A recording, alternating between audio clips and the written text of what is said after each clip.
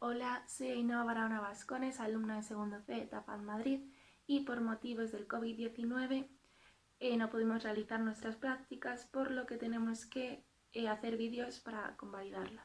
En el vídeo de hoy haré un pequeño resumen sobre las distintas formas jurídicas que hay. Espero que os sirva de utilidad. Para empezar, vamos a hablar de la diferencia entre persona física y persona jurídica.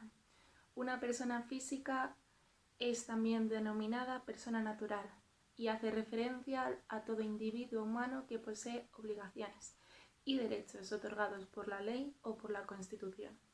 Por otro lado, las personas jurídicas son una organización o institución formada por varias personas físicas y que posee personalidad jurídica, es decir, tiene capacidad independiente de la de sus miembros para ser titular de obligaciones y derechos. Nos vamos a centrar ahora en las personas jurídicas y sus formas.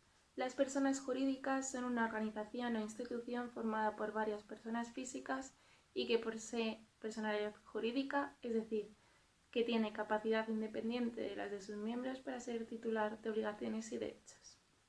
Para que una persona jurídica pueda obrar, necesitará inscribirse en un registro público. Hay varias personalidades jurídicas, pero antes de elegir una debemos analizar algunos aspectos de nuestro negocio, como empresario individual, sociedad no mercantil, comunidad de bienes. Voy a hablar ahora de 9 tipos de formas jurídicas, explicando el concepto, los números de socios que hay que haber, la responsabilidad, el capital, los órganos directivos y la Constitución.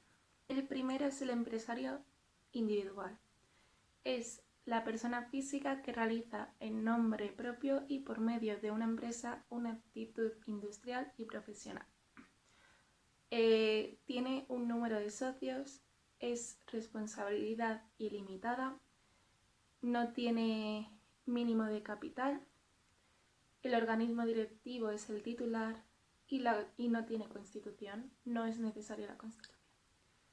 El segundo sería la sociedad limitada, que es la sociedad de carácter mercantil cuyo capital está dividido en participantes iguales, acumulables e indivisibles, que no pueden incorporarse a títulos negociables ni denominarse acciones, limitándose la responsabilidad de los socios al capital aportado. El número de socios es mínimo 1, es responsabilidad limitada, el capital es de 3.000 euros en metálico, bienes y derechos. El órgano directivo es la Junta General y Administración unipersonal o pluripersonal. Y la Constitución se necesita escritura pública e inscripción en el registro mercantil. La tercera sería la sociedad limitada nueva empresa, que es la especialidad de la sociedad limitada, es más sencilla y reduce el tiempo de la constitución. Como número de socios, mínimo sería 1 y el máximo sería 5. La responsabilidad es limitada, el capital, el mínimo sería 3.000 y el máximo 120.000 euros. Los órganos directivos serían la Junta General y Administrador o Consejo de Administradores. Y de la Constitución sería telemáticamente en los PAE, portales de administración electrónica. Como cuarta tendríamos a la sociedad anónima, sociedad cuyo capital está dividida en acciones que se pueden transmitir libremente y bajo el principio de responsabilidad limitada y no personal de las deudas sociales.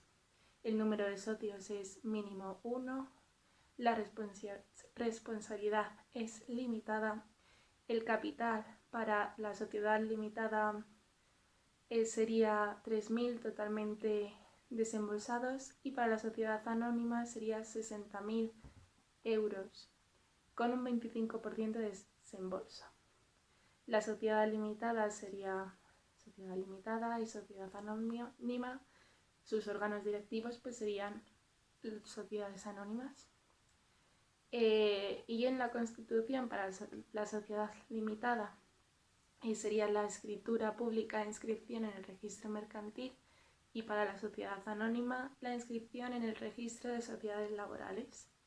La sociedad cooperativa, sus sociedades constituidas por personas que se asocian para la realización de actividades empresariales encaminadas a satisfacer sus necesidades económicas y sociales. El número de socios sería las cooperativas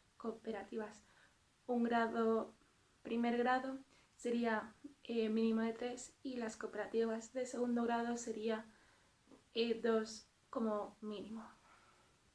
La responsabilidad sería también limitada, el capital no existe, los órganos directivos sería la Asamblea General, el Consejo Rector e interventores.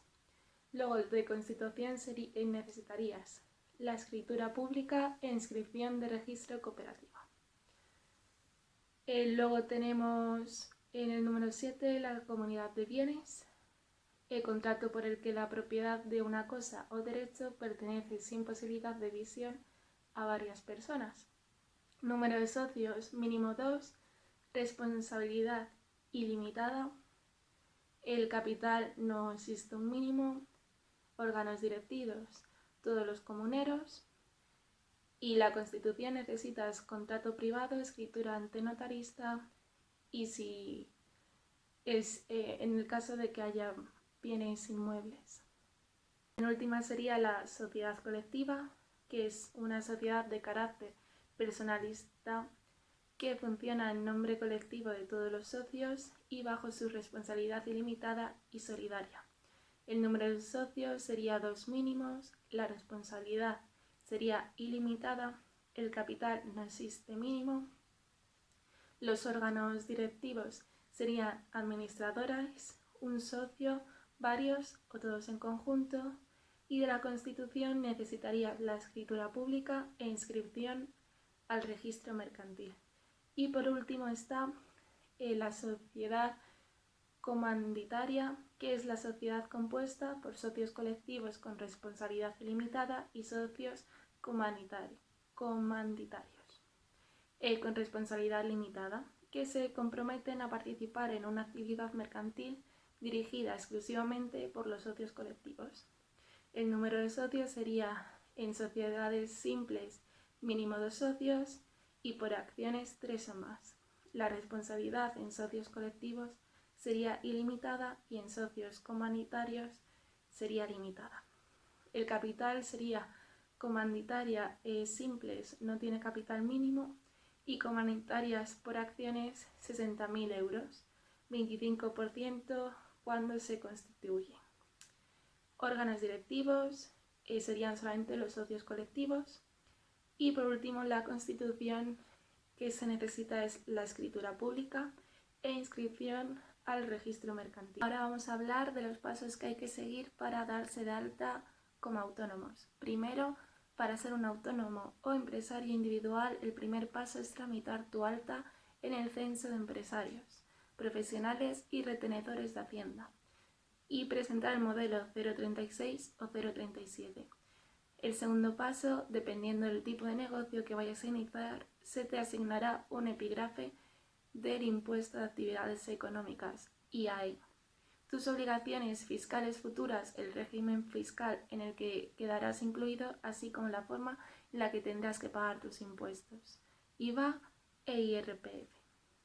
3. Es obligatorio que te recordemos que por mucho que vayas a hacer un par de facturas al año, es obligatorio que te des de alta en Hacienda. Trabajar como autónomo sin estar dado de alta en la Seguridad Social implica sanciones. Cuarto paso, se recomienda siempre darse de alta tanto en Hacienda como en Seguridad Social, por los peligros que entraña facturar sin estar dado de alta como autónomo en la Seguridad Social.